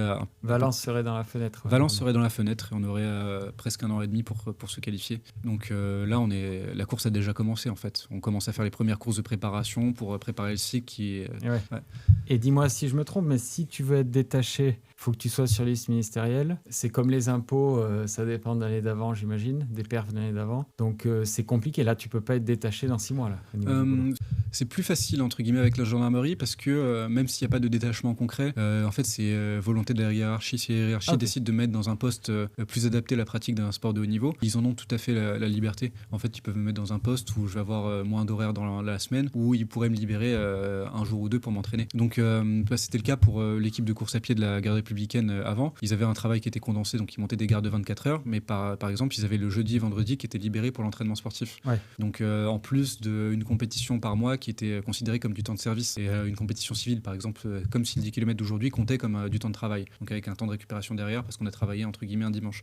Donc c'est sûr que dans ces conditions-là, c'est possible de s'entraîner à haut niveau. Mais par contre, c'est vrai que c'est extrêmement compliqué si je reste dans les conditions dans lesquelles je suis actuellement. Et vous avez discuté ? Pas encore. Pas encore. Après, j'essaie de me faire un petit peu discret et petit, sachant qu'ils m'ont demandé aucun compte au moment de ma suspension. Ils ont été géniaux avec moi et j'ai eu aucun souci. Donc moi, j'essaie d'être entre guillemets le bon soldat. Je fais ce qu'on me demande de faire. Je travaille le mieux que je peux et je prendrai ce qu'on me donne surtout. Et ton métier, c'est quoi concrètement ? Concrètement, moi, je suis affecté à la garde républicaine et donc je travaille au Palais de Justice de Paris. Donc c'est en plein cœur de Paris, sur l'île de la Cité. Et donc je suis affecté à la sécurisation du Palais de Justice. Donc je peux faire de la police d'audience, donc assurer le bon fonctionnement d'une audience, qui n'est pas de souci particulier, la gestion du public et voilà. Et je peux faire de l'escorte de détenus et après la sécurisation de l'enceinte, donc un truc assez général. Mais donc c'est un travail qui est prenant, mais passionnant, ça va. Et on te reconnaît des fois, le gars, avant d'entrer au tribunal, on peut te dire « Salut Mehdi ». Ouais, c'est arrivé. Il y a un gros marathonien français qui travaille sur le même site, c'est Momo El Yamani, qui travaille lui, mais dans le secteur public. On travaille au même endroit, donc on se croise des fois, donc c'est sympa. Et puis il y a certains athlètes de haut niveau qui sont aussi, par exemple, avocats, donc j'ai le plaisir de les croiser parfois en audience. Donc oui, je croise des gens et puis des fois il y a du public où il y a des athlètes qui en font partie, parce que faut savoir que le palais de justice est public et n'importe qui peut venir assister à des audiences, donc ça peut arriver qu'on me reconnaisse. Voilà. Et toi qui es un peu tête en l'air, t'oublies pas ton gilet pare-balles ou ton arme chez toi? Non, ça va. Alors c'est le paradoxe. Oui, sur le côté perso, je suis hyper tête en l'air. Par contre, effectivement, à partir du moment où je mets l'uniforme et que je suis au travail, là, on n'a jamais rien eu à me reprocher jusqu'à maintenant, sauf erreur de ma part. Oui, et là, c'est sûr que là, j'arrive à être carré parce que c'est quelque chose dans lequel je crois et c'est quelque chose pour lequel je suis pleinement investi. Et c'est un métier passion, donc là, pour le coup, je suis à fond dedans, quoi. Ok. Il y a autre chose dont tu aimerais parler ou pas? Là, comme ça, j'ai pas spécialement d'idée en tête. Mais... Ok. Il n'y a pas une course qui te fait rêver il y en a plein qui font rêver. La course qui me fait rêver, une des plus... Je pense que c'est le marathon de Tokyo. Ouais, j'adore le Japon. En vrai, j'adore le Japon. Et puis, je suis aussi un fan du Hakone Ekiden, mais c'est une course à laquelle je pourrais jamais participer parce que c'est une course en relais des équipes de lycée japonaises qui a lieu tous les ans. Je crois que c'est en février. Et j'ai appris il y a pas longtemps que c'était pas 42 km. Pas du tout. C'est une centaine de kilomètres. La course fait une centaine de kilomètres et c'est des portions qui peuvent aller jusqu'à 25 km, ce genre de truc. Ouais, donc ça, hyper médiatisé au Japon. C'est un truc de fou là-bas. C'est une ambiance de fou. Et d'ailleurs, il y a même des mangas dessus et tout. Enfin, c'est un phénomène national. Donc ça, c'est une course que je regarde quasiment tous les ans. Et donc j'aurais adoré être un lycéen japonais pour pouvoir participer à cette course de malade. Et sinon, oui, je suis un grand fan du marathon de Tokyo et c'est une course que j'espère faire dans ma vie, que ce soit en tant que professionnel ou en amateur, et peut-être même plus en amateur parce que j'aurai l'occasion d'avoir des étoiles dans les yeux pendant 42 km. Donc voilà, c'est vraiment les courses principales. Après, la course de rêve, ce serait le marathon des Jeux Olympiques, surtout. Ouais. Vu que ça fait 2 fois que ça me passe sous le nez, j'espère qu'il n'y aura pas de troisième, quoi. Los Angeles, on n'a pas d'infos sur le parcours, si ça va être un peu original comme à Paris ou... J'espère qu'ils auront la sagesse de ne pas faire exactement comme Paris, sachant que Los Angeles, on sait que ça peut être déjà assez difficile niveau chaleur. Je pense qu'il n'y aura pas besoin de rajouter des difficultés. S'ils m'entendent, pitié, faites juste un marathon plat avec des boucles. Tout le monde aime ça, c'est plus facile pour la télé, c'est plus facile à suivre, pitié. Et des marathons que tu as préférés, un peu là, que tu as fait? Le marathon de Valence, je pense, pour moi, c'est le meilleur du monde. Après, c'est forcément, c'est celui sur lequel j'ai fait ma meilleure performance. Donc, c'est facile de dire ça, mais c'est une course tellement bien organisée. C'est peut-être le plus français des marathons internationaux, parce que je pense que, je sais pas combien, mais il y a 4000, 4500 Français. Ouais, c'est ça. Ouais. Et pas loin de 5000 Français sur la course. Ouais, donc, ça parle français dans tous les quartiers de Valence pendant le week-end entier. Et la météo est toujours géniale. C'est super bien organisé. C'est tout plat. Franchement, on est au bord de la mer. Enfin, à quoi demander de mieux? Donc ça, c'est un de mes marathons préférés. Il y a aussi celui de Paris, évidemment, parce que c'est Paris et parce que c'est magnifique. Mais par contre, effectivement, si on vient chercher son record, il faut être bien préparé. Et Séville, tu as fait Séville? Séville, je l'ai jamais fait. Et c'est pourquoi pas une option, pourquoi pas le faire prochainement. Et on m'en a dit que du bien, donc on pourrait peut-être y faire un tour un jour. Et après, tu parlais de majors, tu aimerais bien faire les 7, New York, tout ça, ça te fait envie? Ouais, j'aimerais bien faire le tour de tous les majors. Après, voilà, encore une fois, j'ai pas d'objectif chronométrique. Je ne tenterai pas de battre le record de Dorian Louvet sur le plus de majors dans une année le plus rapidement possible. Mais ouais, franchement. Et après, pourquoi pas, après les ultra trails, c'est des courses qui m'attirent, mais pareil, pas en termes de performance. Enfin, la diagonale des fous avec les paysages monstrueux ou le tour du Mont Blanc, ça, bien sûr que ça fait rêver, mais ça, certainement pas en performance parce que je sais pas comment ces gens la font et je préfère juste le faire en promenade sans me mettre de pression horaire. Et pour t'entraîner dans Paris, là, c'est compliqué. Là. C'est justement pour ça que je ne serai jamais un trailer de très haut niveau, je pense. Je laisse ça aux spécialistes. Moi, je serais juste un amateur heureux de participer à ce genre de course si un jour j'en ai la chance. Et voilà, sans prétention, mais juste traverser la Réunion, ce serait déjà ouf, quoi. Et quand tu étais athlète, que tu étais libre, détaché, le Kenya, c'était un endroit à ne pas manquer? Alors, j'adore Font-Romeu, mais le problème, c'est qu'en janvier-février, c'est compliqué. Ouais. Voilà, donc... Même avril, des fois. Ouais, même avril. Donc, en fait, moi, mon lieu d'entraînement favori, c'est vraiment Font-Romeu. Et je trouve que c'est le paradis sur Terre. Pour moi, en altitude, il n'y a pas de meilleur spot. Mais effectivement, le Kenya, il n'y a pas beaucoup d'autres solutions qu'on est en janvier-février. Donc, alors, j'adore le Kenya, c'est sûr. Mais les parcours sont quand même très compliqués. Et on rentre souvent fatigué, en fait. C'est très souvent un double tranchant et pas souvent le bon tranchant. Donc, cette année, je suis rentré fatigué.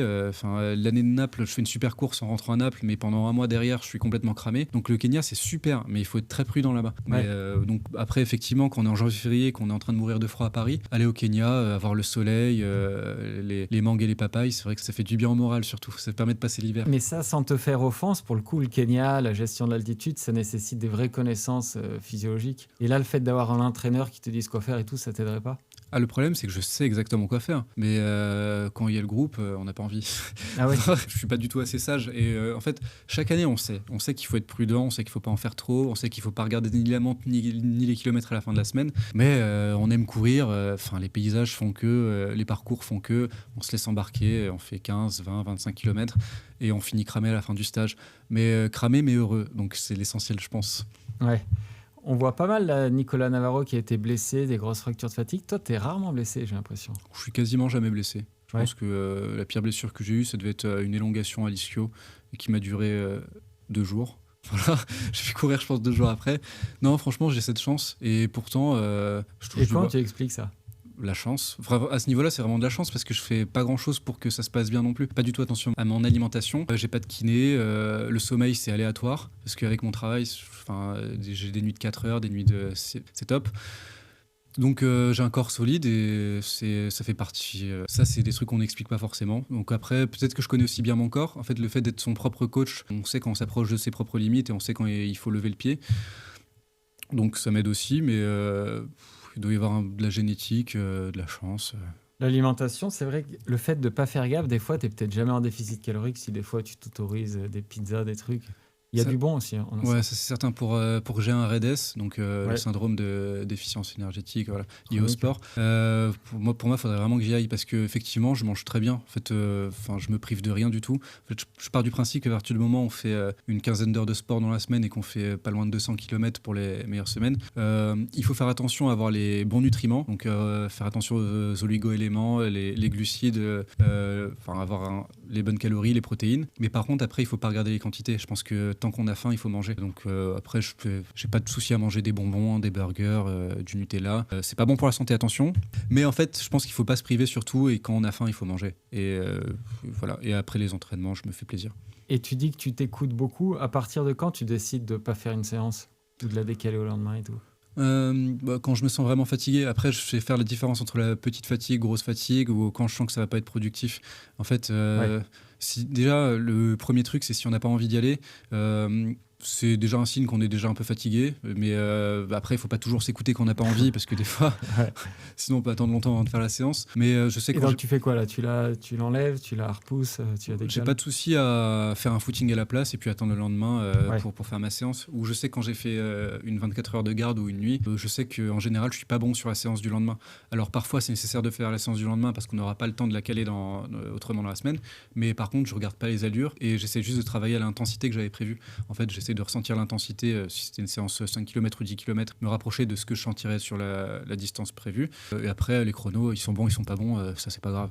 Est-ce que tu connais ton planning, je sais pas, un mois à l'avance et tu fais ton plan en fonction, ou malheureusement ton planning tu l'as un peu... Je connais mon planning. En fait, on a un prévisionnel, mais qui change tout le temps, donc il faut pas le regarder. En fait, je connais mon planning définitif la veille à 18h pour le lendemain. Ah ouais, ok. Ouais. Donc parfois, la veille à 18h, je sais que le lendemain, je pourrais pas faire ma séance. Ou justement, j'ai un credo pour pouvoir faire un double seuil. Donc voilà, je varie en fonction de ça. Donc j'ai une trame d'entraînement, mais qui est tout le temps variable. Donc ouais, c'est quasi incompatible avec le statut de très haut niveau là, non? Quasi. Ah ouais. C'est le mot, ouais, presque. Mais voilà, j'espère être l'exception. Et est-ce que, Emma va peut-être pas être contente, mais est-ce que vous allez profiter de, comme tu bosses, de tes quelques congés pour partir en stage, ou non, ça va être vacances Si, c'est vacances. Je lui ai prévu des super vacances à Font-Romeu pendant l'été. Voilà, je lui ai dit c'est magnifique la montagne pendant l'été. Tu vas voir, en plus il y a un lac, on pourra en faire le tour plusieurs fois.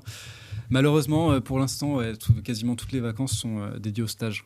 Donc c'est des sacrifices à faire avec les proches aussi. Donc j'ai de la chance d'être avec quelqu'un qui comprend les difficultés, ma situation actuelle, et qui l'accepte et qui me soutient surtout et qui m'accompagne partout dans mes projets. Donc là-dessus, je suis le mec le plus chanceux du monde, je pense. Il nous reste quelques minutes, justement. On peut parler un peu du rôle d'Emma et tout, parce que tu as fait un petit teasing là, il y a pas longtemps, enfin avant-hier, là, pour pouvoir reprendre la course.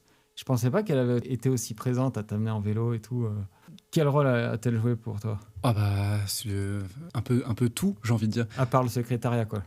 Alors elle fait le secrétariat, la logistique, elle a son mot à dire sur la planification. On réfléchit ensemble sur le planning des compétitions, sur les déplacements, sur la relation média aussi.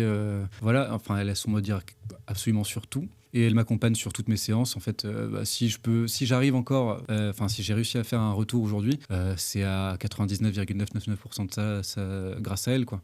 Donc moi, je fais juste, entre guillemets, que courir. Elle fait en sorte que je n'ai juste qu'à courir. Après, tout le reste, elle s'en occupe. Donc, et tu l'écoutes, ouais. Oui, je le fais pleinement confiance. En fait, il faut savoir que c'est quelqu'un qui a découvert la course à pied il y a à peine 3 ans et qui s'est pris de passion pour ça et qui a absorbé une quantité de connaissances qui est titanesque. Et donc maintenant, elle s'y connaît aussi bien que moi, voire mieux sur certains sujets. Elle arrive, et c'est dur de m'avoir sur des chronos de course où elle se rappelle de résultats de course, alors que moi, je suis un statisticien, je les connais quasiment tous, et elle a déjà réussi à m'avoir là-dessus. Donc, c'est devenu une experte. Donc, elle connaît aussi même légalement, tout ce qui est partie management. Elle s'y est intéressée aussi. Et elle a essayé de passer des diplômes. On attend les résultats. Et donc, elle s'est vraiment pleinement investie dans le monde de la course à pied. Et donc, maintenant, je pense qu'elle pourrait coacher quasiment à haut niveau. Ouais. Donc, tu fais confiance les yeux fermés, quoi. Les yeux fermés, vraiment. Et tu l'as remerciée? Ah bah, j'espère que je la remercie assez. Mais je pense que je la remercie. Jamais à la hauteur de ce qu'elle a pu m'apporter, c'est sûr. Mais j'espère que elle comprend toute la gratitude que j'ai pour elle, et j'espère qu'elle sait que sans elle, c'est sûr que le retour aurait été impossible. Et tu parlais un peu de la relation média, je lui poserai peut-être la question après. Mais vous avez un truc quand même, vers quel média aller, d'autres pas aller. Vous y avez réfléchi là? Tu vas être sollicité quand même là? Ouais. Ou tu fais ça comme ça vient? Non, mais après, on fait ça comme ça vient. Après, ça dépend aussi de l'approche de la personne qu'on a en face. Après, de toute façon, les médias d'athlètes... Sans donner de nom, mais qu'est-ce qui te plaît, qu'est-ce qui te plaît pas? J'en sais rien, répondre toujours aux mêmes questions. Non, mais en fait, moi, tout me plaît déjà. Et puis, si je peux participer un peu aux médias d'athlètes et puis apporter une modeste contribution, et puis si ça intéresse les gens d'écouter mon histoire et de me poser des questions, je suis ravi d'y répondre. Et puis, si les sujets abordés sont intéressants, entre guillemets, mais ils le sont toujours. Donc, pour l'instant, j'ai pas eu à refuser. d'interviews ou compagnie. Le seul problème, si j'ai un conseil à te donner, c'est que quand on a une histoire particulière, comme toi, mais ça va être le cas avec ta suspension, c'est d'être que l'étiquette te colle trop à la peau en fait. Tu vois, quand quelqu'un y va, j'en sais rien, Johan Stuck, parce qu'il a arrêté de fumer, c'est un super marathonien, mais on lui parle que de cigarettes, tu vois. Ouais. Ça doit être chiant pour lui. Toi, ça va peut-être être chiant à la longue de répondre toujours Malheureusement. de ça, même si tu es redevenu un marathonien en 2,04. Ouais, mais malheureusement, je pense que ça va. Après, c'est comme ça va certainement me coller à la peau. Je vais avoir cette étiquette d'athlète qui a une suspension. Et puis, c'est comme ça. Et c'est très bien qu'il y ait cette étiquette parce que moi, je suis toujours très dur aussi avec ceux qui reviennent de suspension. Donc, je vais pas me plaindre d'avoir une étiquette alors que j'aurais été exactement pareil si j'avais été de l'autre côté aussi. Ouais. Donc, moi, enfin. Ouais, mais non, mais ce que je veux te dire, c'est qu'en essayant d'expliquer ton cas, si tu veux, plein de fois, Oui. au final, le fait de le répéter, ça va encore plus ancrer l'étiquette. Tu vois ce que je veux dire? Oui, c'est vrai, oui. C'est un risque, ça, non? Tu penses pas? C'est vrai, mais je pense que c'est un risque qui est nécessaire parce que, encore une fois, on en a parlé, il y a la confusion, il y a toujours d'énormes confusions qui sont faites sur mon cas. Et je pense que c'est important, encore une fois, de bien séparer mon cas du dopage, entre guillemets, classique. Donc, il va y avoir, c'est sûr, un temps pour parler de cette histoire. Mais effectivement, il y aura forcément un temps aussi pour parler des vrais projets sportifs au bout d'un moment. Et pour passer à autre chose, quoi. Et pour passer à autre chose, c'est sûr. Ouais. Mais je pense que c'est nécessaire aussi pour le grand public et pour ceux qui suivent l'athlète, de dissiper les malentendus, de répondre aux questions qui me sont posées. Et puis voilà, et puis après, on passera à autre chose gentiment. Ouais. Tu me dis que tu écoutes le podcast. Qui est-ce que tu aimerais bien entendre dans ce podcast? Ça fait longtemps que je n'ai pas posé la question, tiens. Florent Carvalho, éventuellement. Ah, j'ai hésité à le contacter là, ouais, pour ce week-end, ouais. Ouais. Je pensais qu'il courait, mais... Non, il prépare un trail. D'accord. Ok, ouais. Il organise un trail dans le 77. Et donc, ouais, il est occupé en ce moment. Mais Florent Carvalho, je pense que c'est un mec qui est passionnant et très discret. On l'entend très rarement. Et je pense que c'est quelqu'un qui a une des plus belles carrières de l'histoire du demi-fond français. Et c'est surtout quelqu'un qui est exceptionnel et inspirant parce que c'est un mec qui partage beaucoup avec les jeunes dans le 77 et au club de Fontainebleau principalement. Tous les jeunes ont entendu parler de son record mythique du 1000 mètres qui est tombé il n'y a pas longtemps, de 30 au 1000. Et puis de réussir à avoir été un coureur de 1500 mètres de haut niveau et puis passer sur marathon, faire 2h10, c'était un exemple pour tout le monde. Et je pense que ouais, c'est quelqu'un à écouter. Et c'est vrai qu'il est tellement discret que je ne sais même pas s'il court vraiment en fait. Je sais qu'il fait les crosses chaque année, mais après... Ouais, papy, il est encore en forme, il a Ouais. encore des cannes. Non, il s'entraîne, maintenant il court beaucoup pour le plaisir, et il garde la forme, mais il est occupé maintenant, il travaille aussi à temps plein. Donc il est moins dans la performance, mais plus dans le partage et dans le plaisir. Et ouais, je pense que c'est quelqu'un que j'adore écouter, effectivement. Et la distance la plus dure en athlète pour toi? Ah oui, cette question qui revient souvent. La distance la plus dure, on va dire celle qu'on n'aime pas faire. Parce Ouais. que c'est toujours la réponse classique. Mais pour moi, c'est clairement le marathon. Et c'est aussi pour ça que c'est la plus belle. Effectivement, le marathon, il y a 30 km qui sont, entre guillemets, vivables, et les 12 derniers kilomètres qui sont plus durs que les 30 premiers et plus longs que les 30 premiers. Et c'est vraiment la distance dans laquelle on apprend à se connaître et on va au plus profond de soi-même. Je pense qu'il n'y a aucune autre distance, si peut-être les ultra-trails, mais à cette intensité-là et à cette puissance-là qui nous permet de nous sentir aussi vivants et qui permet vraiment de nous poser des questions quasiment existentielles. Hein. On se demande ce qu'on fait là, pourquoi on fait ça. Et quand tu fais tes 2,05, je pense que tu as moins souffert que l'année d'avant, si je me trompe pas, où tu sautes. J'ai absolument pas souffert sur Ouais, mes t'as pas 2h05. souffert, Ouais. ouais. Et ce qui est... Après, le cerveau a tendance à effacer les moments douloureux. Ouais. Donc effectivement, j'ai peut-être eu mal aux jambes après le 35e kilomètre. Mais c'est vrai que j'en ai que des souvenirs heureux, donc je pourrais pas parler de douleur sur ce marathon. Mais ouais, vraiment la sensation d'aller loin dans l'effort et de puiser au fond de soi-même, je pense qu'il n'y a aucune distance qui peut faire ressentir ça aussi intensément. Et après, c'est sûr que le 800, c'est abominable, hein, mais c'est abominable pendant quoi? Pendant 1 minute. Alors les coureurs de 800, ils vont arrêter de nous dire que c'est la distance la plus difficile. Il y a aussi 5000 mètres qui est très dur. Ouais. Mais voilà, le marathon, c'est une bonne demi-heure au moins de souffrance pure. Mais le gros avantage de Valence, c'est que quand tu arrives au 35e, t'es pas arrivé, mais c'est favorable, quoi, le parcours. On est malin, c'est pour ça qu'on le fait chaque année. Hein. Ouais. Le vent, il est souvent de dos dans les derniers 7 km et c'est légèrement faux plat descendant. Donc en général, quand on passe le 35e kilomètre à Valence, petite astuce, voilà, on sait que le chrono, il est presque sauvé. Après, il y a toujours l'aléa du marathon, mais c'est pour ça que celui-là est pas mal. Ok, et je me souviens que tu l'avais couru sans chaussettes dans les Vaux. Ouais, Tu comme cours aujourd'hui. encore sans chaussettes? Jamais avec des chaussettes, ouais. Ah ouais? Là, aujourd'hui, t'avais pas de chaussettes? Non, pas de chaussettes. Ok. Ouais, c'est pour sentir un peu plus la chaussure et puis 1 gramme, c'est 1 gramme. Hein. Et même avant les chaussures carbone, tu courais sans chaussettes? Ouais, principalement sans chaussettes. Après, j'ai peut-être dû courir avec des chaussettes quelques fois, mais je me sens mieux sans. Ok. 1 gramme, c'est 1 gramme. Tu penses que la légèreté, c'est vraiment un facteur Bah, c'est pas pour rien que les chaussures qui ont couru le record du monde font 98 grammes pour 138 sur le modèle d'avant. En fait, sur marathon, on a à peu près 25 000 foulées. Et en fait, si on multiplie la différence de grammage qu'on peut avoir aux extrémités, donc aux pieds, par le nombre de foulées, au final, c'est un poids qui n'est pas apporté, qui est pas du tout négligeable. Et je pense que ça peut se quantifier en dizaines de secondes. Ouais. Ah, pareil, ouais, si on va prendre quelques minutes. Il y a un sujet que j'aime bien, j'en ai parlé avec Joseph Mestralet, c'est l'aéro, moi. Ouais. Moi, j'adore le technique qui commence à arriver dans l'athlète. Qu'est-ce que t'en penses, toi?